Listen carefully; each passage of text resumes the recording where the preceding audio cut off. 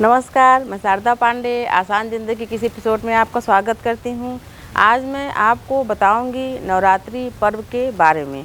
सबसे पहले नवरात्रि पर्व गुड़ी पड़वा और नव वर्ष का यानी हिंदुओं का नव वर्ष का ढेरों सारी बधाई और शुभकामनाएँ, मंगल कामनाएँ।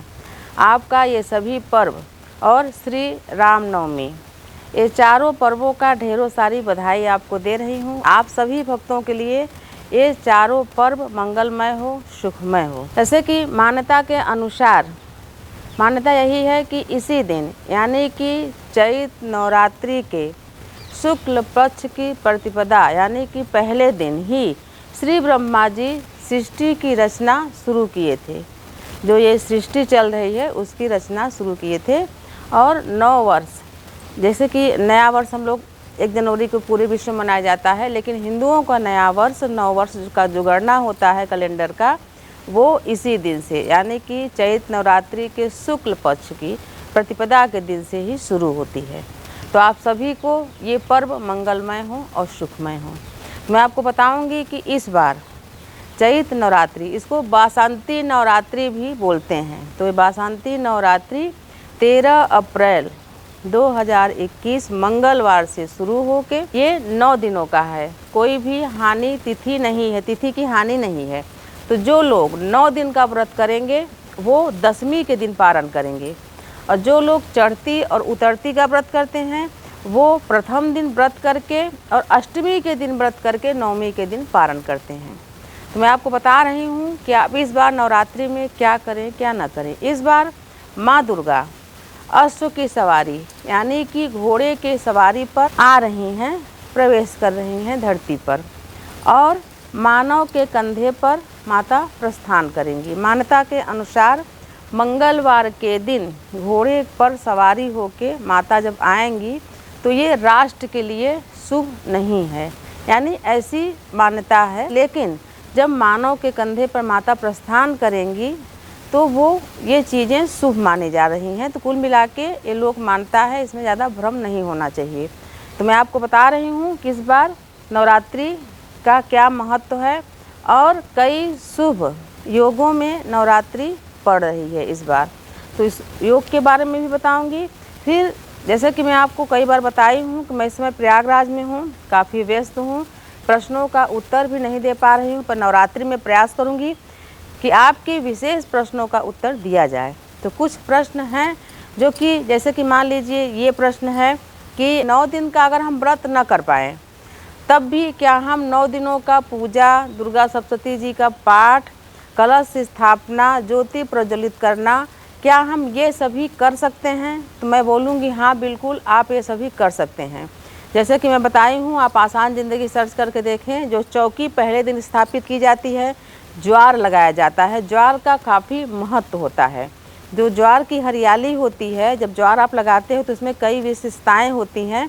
कभी ज्वार की पत्ती सफ़ेद हो जाती है तो इसमें बहुत ज़्यादा श्रद्धा भक्ति, भक्त का निर्मल मन उजागर होता है कि भक्त कितना निर्मल है। कभी कभी काली एकाक पत्ती, कभी कभी नीली, कभी कभी पीली, ये सब पत्तियाँ होती तो इसका काफ़ी महत्व होता है कि कैसे कैसे क्या होता है। तो ज्वार आप लगाएं। ज्वार को 2 दिन पहले भी भिगो के रख सकते हैं, क्योंकि काफ़ी गर्मी है। ज्वार थोड़ा मोटा अनाज होता है तो इसको भिगो के रख लें। और नवरात्रि के प्रथम दिन, क्योंकि गर्मी है, जो क्वार की नवरात्रि होती है उसमें शरद नवरात्रि रहती है, उसमें 9 दिनों का व्रत किया जा सकता है, पर गर्मी है तो आप उतरती और चढ़ती का व्रत करके और बाकी पूजा का विधि है आप कर सकते हैं। तो और प्रश्न है कि लोगों को कलश रखने में पता नहीं क्यों क्या दिक्कत होती है, बोलते हैं हम कलश नहीं रख सकते। तो बिना कलश के यानी बिना पानी के आप एक दिन जीवित नहीं रह सकते, या कोई भी जीव या कोई भी पौधा बिना पानी के मुरझाया जाता है। तो अगर आप कलश नहीं रखते हैं तो पूजा अधूरी मानी जाती है। कलश रखना चाहिए। दीप अखंड नहीं जला सकें तो पूजा के समय तक दीप जले, बाकी समय बुझ जाए तो कोई बात नहीं। अखंड ज्योति जलाने में काफ़ी देखभाल करनी पड़ती है। मैं आपको बता रही हूँ कि आप क्या करें क्या ना करें इस नवरात्रि में, जो कि आपकी नवरात्रि जो ये पर्व है, व्रत है, आसान तरीके से बीत जाए। आसान ज़िंदगी में सभी वीडियो डले हुए हैं। जो हमारे नए सब्सक्राइबर हैं, जो हमारे नए व्यूवर हैं, उनको मैं बताना चाहूँगी कि नवरात्रि में ज्वार उगाने से लेकर, ज्वार विसर्जन से लेकर, कलश स्थापना और इस पर्व का यानी नवरात्रि पर्व का गीत भी सुंदर सुंदर डले हुए हैं। कन्या पूजन, ये सभी वीडियो डले हैं। आसान ज़िंदगी को आप सर्च करके देखें। मैं आपको बता रही हूँ कि आप नवरात्रि में क्या करें क्या ना करें। महाअष्टमी, जो महाअष्टमी पर्व होता है, वो पर्व में विशेष चढ़ावा माता को चढ़ाया जाता है। जैसे कि अभी फिर से वायरस का प्रकोप बढ़ गया है, तो ऐसे में मंदिरों में ना जाके, यानी आप मंदिर में ना जाएं, घर में ही जो महाप्रसाद और जो श्रृंगार का सामान वगैरह महाअष्टमी में चढ़ाया जाता है वो घर में ही चढ़ाएं। तो वो क्या क्या चीज़ें होती हैं वो भी मैं आपको बता दे रही हूँ। जैसे कि वस्त्र, विशेष वस्त्र में जैसे कि जो भी कुछ लाल चुन्नी वगैरह हो चढ़ा दे माता को। श्रृंगार, जो माताएं पूजा करती हैं, जो सुहागवती माताएं होती हैं या कन्याएं होती हैं, उनको श्रृंगार का सामान ज़रूर चढ़ाना चाहिए। कुंवारी लड़कियों को सिंदूर और बिछुआ छोड़ के बाकी सभी श्रृंगार का सामान चढ़ा के दान में भिजवा देना चाहिए। और जो सुहागन स्त्रियां होती हैं वो विशेष सिंदूर और बिछुआ को सभी श्रृंगार के सामान के साथ ज़रूर चढ़ाना चाहिए और दान करना चाहिए। आटे का हलवा और रोट, छोटी छोटी पूड़ियाँ होती हैं, अष्टमी के दिन चढ़ाई जाती हैं, इनको चढ़ाएं। श्रीफल, ऋतुफल और आरती, दक्षिणा, ये सभी चीज़।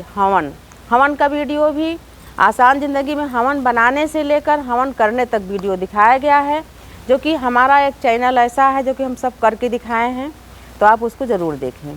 तो मैं आपको बता रही हूँ, इसमें अष्टमी का भी बता दी कि आप क्या करें क्या ना करें, जिससे आपका नवरात्रि पर्व बहुत ही मंगलमय सुखमय हो जाए। जैसे घर के बाकी लोग अगर व्रत नहीं करते हैं, कोई एक व्यक्ति व्रत करता है और कलश स्थापना किया है, तो घर में सभी सात्विक भोजन करें। जैसे लहसुन प्याज वगैरह न खाएं, बाहर के खाने न खाएं, नशा जो भी करते हैं वो घर में भी और बाहर भी न करें। क्यों?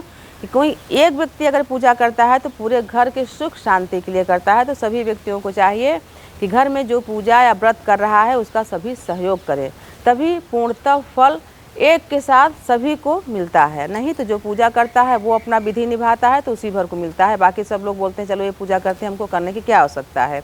मैं आपको बताना चाहूँगी सभी विधि निभाएं। घर में स्वच्छता बनाए रखें, यानी कि दरवाजे के सामने गंदे जूते चप्पल न उतारें, झाड़ू न रखें, कोई ऐसी अनवांछित चीज़ें सामने नहीं होना चाहिए। माँ दुर्गा जी का पूजा करने पर एक आम के पत्ती का तोरण लगा दें मुख्य द्वार पर और साफ़ सफाई का विशेष ख्याल रखें। जैसे कि ये वायरस जो कोरोना चल रहा है, काफ़ी इसका प्रकोप पिछले साल भी इसी महीने से बढ़ते बढ़ते काफ़ी बढ़ गया था। दोबारा फिर सभी शहरों में, विशेषकर जहाँ जहाँ ज़्यादा आबादी के शहर हैं वहाँ लॉकडाउन लगना शुरू हो गया है। तो हम लोग अभी प्रयागराज में हैं, देहात है, यहाँ बस्ती कम है, सब गेहूँ वगैरह कट गए हैं, यहाँ थ्रेसर चल रहे हैं। तो लेकिन फिर भी ये जो वैक्सीन है वो सबको लग रहे हैं, आप लोग भी लगवा लीजिए और आप लोग बहुत सावधानी से नवरात्रि पर्व को मनाइए। फिर विसर्जन के लिए बताऊंगी, विसर्जन विशेष होता है। तो एक विसर्जन का वीडियो में तीजा विसर्जन कर आप सर्च करके देखोगे तो है। तो उसी तरह से विसर्जन आप घर में ही कर सकते हो। कलश का जल किसी भी फूल पौधे में, गमले में डाल दो। जो ज्वार होता है वो गाय को खिला दो। बाकी सभी चीज़ें ज़मीन के नीचे खोद के गाड़ दो। बहुत सारी बहनों का कहना है कि हम फ्लैट में रहते हैं, हमारी ज़मीन नहीं, हम कैसे गाड़ें।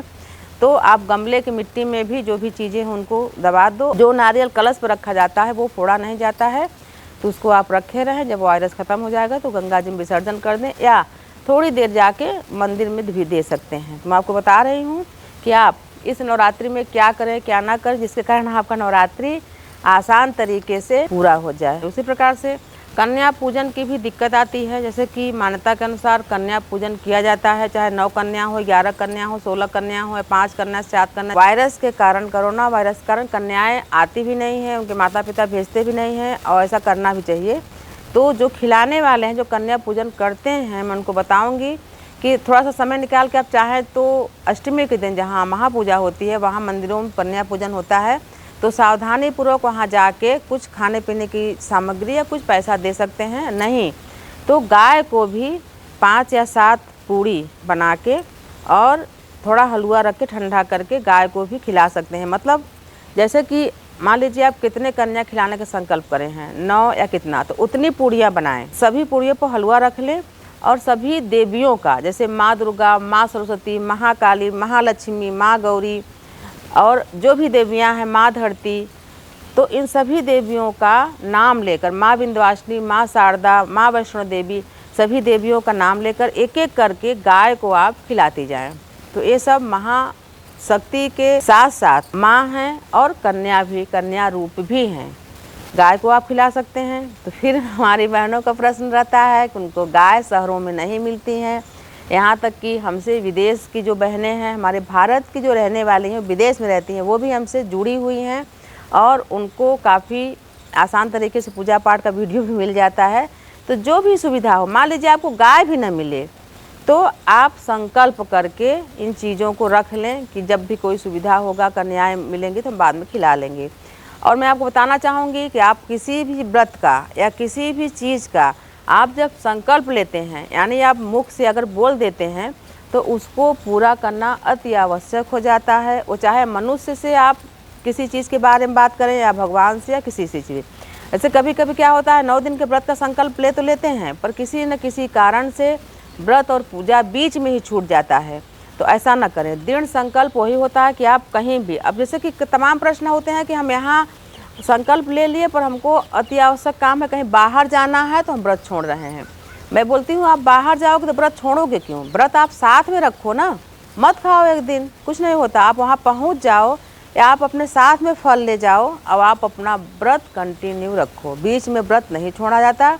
अगर जो छोड़ते हैं तो इसका दुष्परिणाम उनके सामने आता है, या आपसे व्रत नहीं हो पाता तो सिर्फ उतरती और चढ़ती का व्रत करके बाकी सभी पूजा कर सकते हैं। वायरस, जैसे मैं बार बार बता रही हूँ कि जो भी चीज़ें आप बाहर से मंगाएं तो बहुत सावधानीपूर्वक सफाई से उसको स्वच्छ कर लें, साफ़ कर लें, उसके बाद इस्तेमाल करें। और जो भी प्रोसेस है वायरस को दूर रखने के लिए उसको ज़रूर करें, जैसे सैनिटाइज, हैंड वाश या जो भी आपके पास उपलब्ध। जैसे हम लोग गाँव में हैं तो गाय को गोबर का राख मिल जाता है, वो सब काफ़ी कीटाणु को दूर रखते हैं, हम लोग उससे साफ़ कर लेते हैं। तो ये सब चीज़ें मैं आपको बता रही हूँ और ये सब चीज़ें आप करें और आपका नवरात्रि सुखमय हो, मंगलमय हो। तो आप हमारे साथ बने रहें, देखते रहें आसान ज़िंदगी। तब तक के लिए नमस्कार।